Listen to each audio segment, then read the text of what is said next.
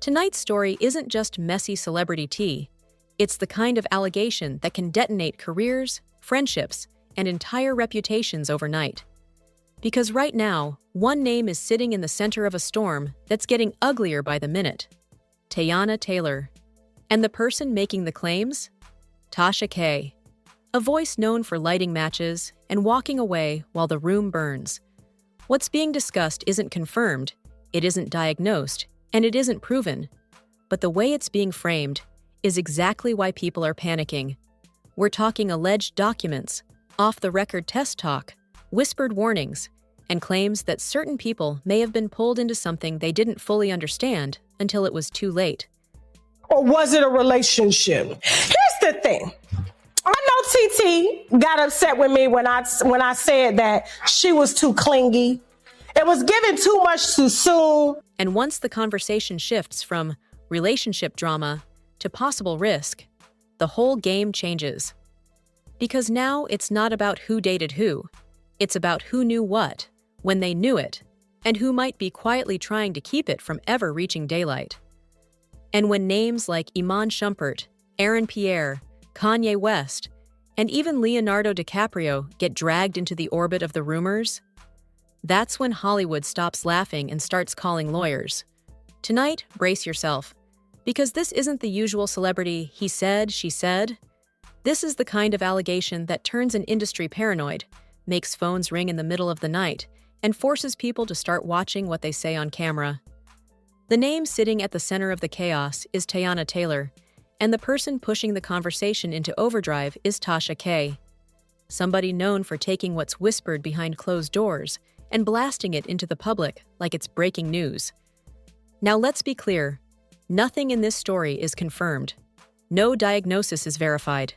No medical condition is proven here. This is all alleged commentary, yet people are reacting so hard because of how the claims are being framed. All I'm saying is that I felt like it was forced. I felt like she was way too clingy, too soon. You just got out of a nasty, very public divorce. And I feel like he was just rebounding. When a rumor is packaged as private relationship drama, the internet treats it like entertainment. But when it's packaged like possible risk, the energy shifts instantly. People stop laughing. People start calculating. People start asking questions that don't have easy answers. And according to the way Tasha K tells it, this isn't some random rumor that popped up overnight. She frames it like something that's been circulating quietly for years, passed around in coded conversations, hinted at in private rooms, and supposedly protected by silence. She claims the entertainment world runs on image management, paperwork, and mutual protection. In her narrative, the public gets the clean version, while the messy version gets buried under NDAs, legal warnings, and "you didn't hear that from me." Then she drops the alleged bomb, that there's been a serious health-related secret connected to Teyana Taylor, and the most disturbing part, according to this telling, isn't the condition itself. It's the silence. The implication that certain people who should have been informed allegedly weren't. And once that insinuation hits the air, the story stops being about headlines and starts being about trust, consent, and consequences. From there, the timeline shifts to Teyana's post-divorce chapter with Iman Shumpert. Tasha paints it like a fragile era, emotionally raw, freshly out of a very public split, trying to move forward fast. And when someone is in that state, they don't always make slow, careful decisions. They make fast ones. They chase distractions. They chase company. They chase anything that keeps them from sitting alone with reality. That's where Aaron Pierre enters the narrative, and this is where the internet really starts dividing, because Tasha K doesn't present this connection like a calm, stable romance. She frames it like rebound energy, too much too soon, like something that looked good on the timeline but wasn't built on real stability. And she pushes the idea that what people saw publicly may have served a purpose: attention, distraction, and a fresh storyline at the exact moment the old storyline was getting uncomfortable. In her version, Aaron Pierre isn't just a guy she dated. He's framed like someone emotionally different, newer to the spotlight, less hardened by industry games, more attached, more sensitive. And that matters because she suggests that when it ended, his reaction seemed messy, needy, confused, like somebody who got pulled into something they didn't fully understand until it was already happening. Now, whether that's fair or not, it's part of the narrative she's selling, that Aaron may have been emotionally invested while Teyana was allegedly operating in survival mode, moving fast, staying busy, and avoiding anything that would force real questions into the open. And then the story goes from messy to dangerous, because Tasha's allegations start pointing backward, to Iman Shumpert. She implies, without saying it outright, that the divorce may not have been only about cheating or relationship issues. She frames it like fear played a role. Fear of what might have happened, fear of what could come out, fear of what could be connected later. And once you frame a breakup as fear-driven, you basically invite the audience to assume the worst, even without proof. After that, the scope widens. Tasha's story implies other connections, other names, other circles, suggesting this isn't isolated, it's a pattern. She mentions Kanye West in the orbit of the rumors, and she even goes as far as throwing out Leonardo DiCaprio's name as an example of how high the alleged web could reach if the accusations were true. And this is exactly how a situation turns into an internet monster. Not because evidence grows, but because the list of names grows. And once the list grows, the pressure grows. Because now it's not just one celebrity trying to protect an image, it's multiple teams, multiple brands, multiple reputations that could get hit by association alone. Even being mentioned in the same conversation can create a cloud that follows somebody for months. That's when Tasha starts describing what she frames as Hollywood containment. In her telling, the industry doesn't confront explosive issues publicly, it contains them privately. Quiet meetings, crisis calls, lawyers moving faster than reporters, narratives being redirected before the public even knows the real question to ask. And she suggests that instead of letting the public focus on anything health-related, the safer storyline becomes relationship drama. Cheating rumors, personality clashes, they just grew apart. Anything that keeps fans debating love, lives, instead of asking deeper questions. Because in this story, the scariest thing isn't the gossip. It's the idea that people with power can shape what the public talks about. That they can flood the timeline with a new romance, a new headline, a new viral moment, while the most uncomfortable questions stay buried. So by the time this chapter ends, one thing is clear. This isn't being framed as a cute scandal anymore. It's being framed like a potential industry crisis. A situation where everyone is watching what gets said next. Because once a rumor turns into a public concern narrative, there's no clean way to undo the damage. Now the story turns into the part Hollywood hates the most. Because this is where the allegations stop sounding like messy dating and start sounding like full crisis protocol. Tasha K's framing in this chapter is basically this. Once the Aaron Pierre situation cooled off, it didn't end quietly because people were mature. In her telling, it ended like a switch got flipped, fast, cold, and strategic. And when something ends that abruptly in celebrity culture, it usually means one of two things. Either somebody found out something they can't unknow, or somebody's team stepped in and shut it down before it could turn into a public disaster. And here's where the image protection angle becomes the main storyline. According to how Tasha K narrates it, this is the moment where Teyana allegedly shifts into what you could call brand survival mode. Not just moving on emotionally, but moving on publicly in a way that controls the timeline. Because the internet doesn't just watch what you do. It watches when you do it, how you do it, and what you conveniently distract them with while you do it. So in this version of events, the breakup isn't the end. It's the beginning of damage control. Tasha's narrative suggests that after Aaron Pierre, there was an effort to reshape how people saw him. Not with a public smear campaign, not with a big interview, not with a direct statement. More subtle than that. The kind of soft narrative shift that happens when access gets controlled, when invitations dry up, when certain rooms stop opening, when people who used to call you back suddenly miss your call. And when that happens, the public doesn't think someone is being managed. They think, oh, maybe he's the problem. Because if you can make the other person look unstable, clingy, obsessive, or emotionally messy, then the real conversation never has to happen. The public stays focused on personality, not on allegations. And that's what makes this segment feel so calculated in the way it's being told. Like the real objective is to bury the uncomfortable questions under a safer headline. He's just doing too much. And once that narrative starts, the ripple spreads fast. Not because people have proof, but because people love a storyline that explains everything. The moment the internet hears needy, clingy, acting weird, suddenly every clip, every photo, every expression gets reinterpreted like evidence. That's how a person gets turned into a character. And once you're a character, the truth barely matters anymore, only the role you've been assigned. Now here's where Tasha pushes it even further. She frames Hollywood as a system that doesn't wait for confirmation. It responds to risk. Because in the entertainment business, the most expensive thing isn't a rumor. It's uncertainty. If there's even a chance something could become a liability, the machine kicks in. Lawyers don't wait for headlines. Brands don't wait for proof. Studios don't wait for, let's see. They start protecting themselves immediately. And in her story, that's exactly what allegedly happens.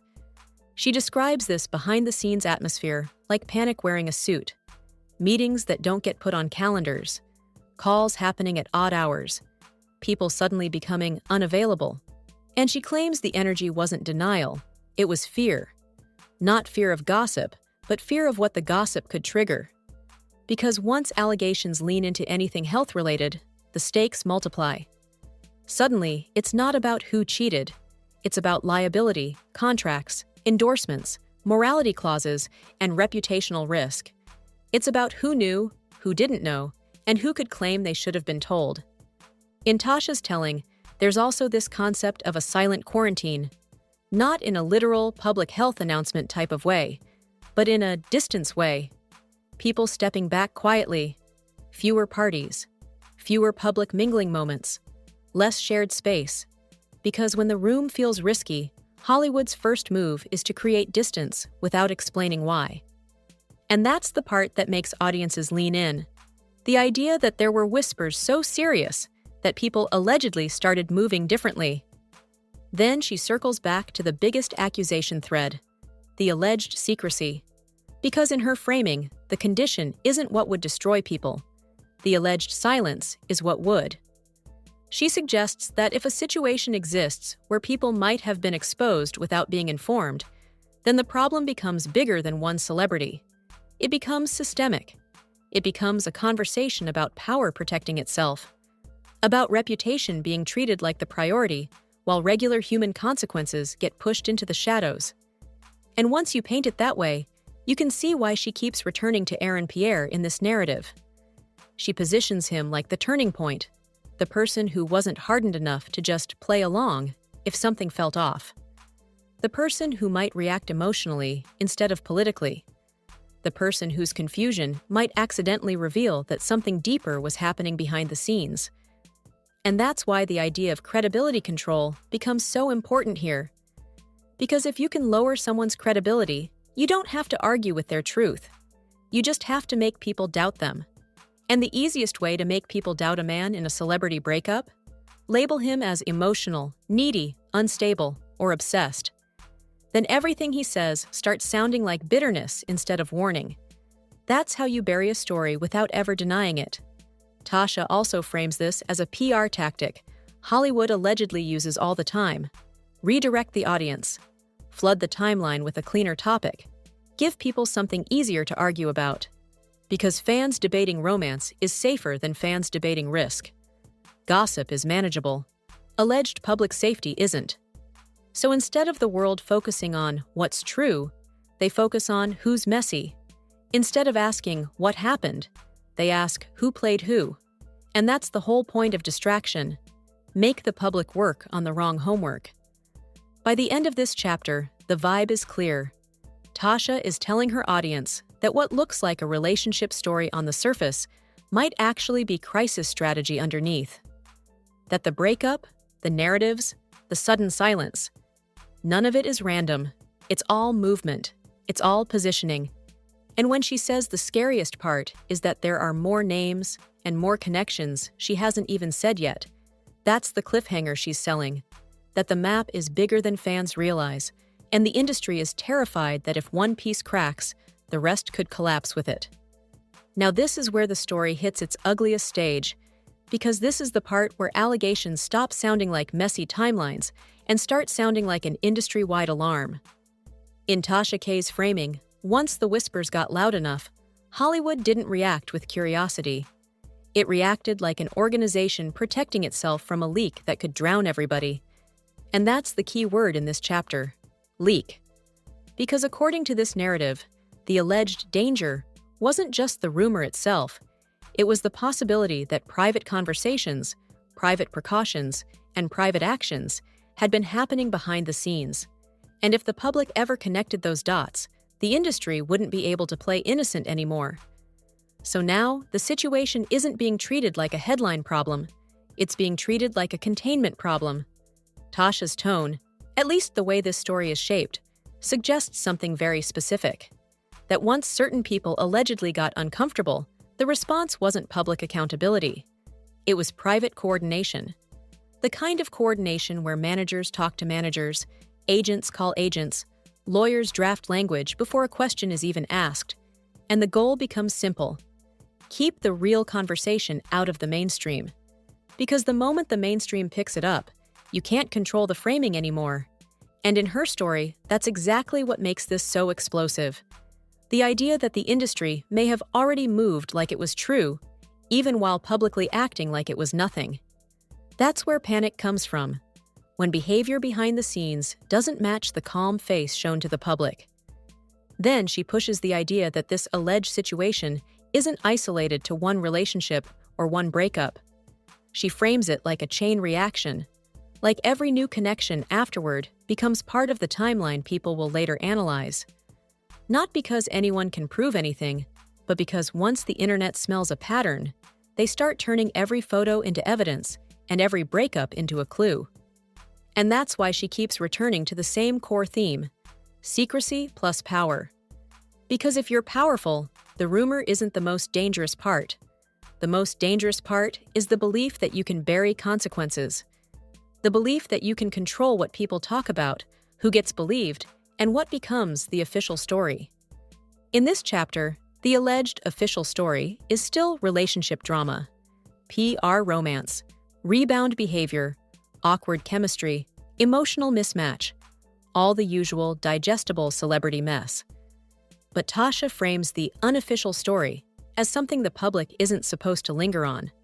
The idea that the deeper issue is risk, and the industry is terrified of the word risk being attached to a name like Teyana Taylor. Because when risk attaches to a celebrity brand, it doesn't just threaten a relationship.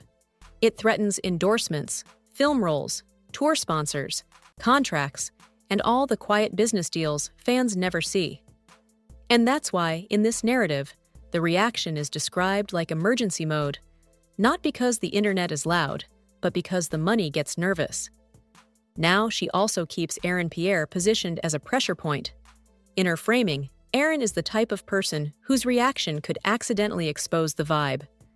Not because he's giving interviews, but because his energy, his silence, his withdrawal, his confusion could create questions people weren't asking before.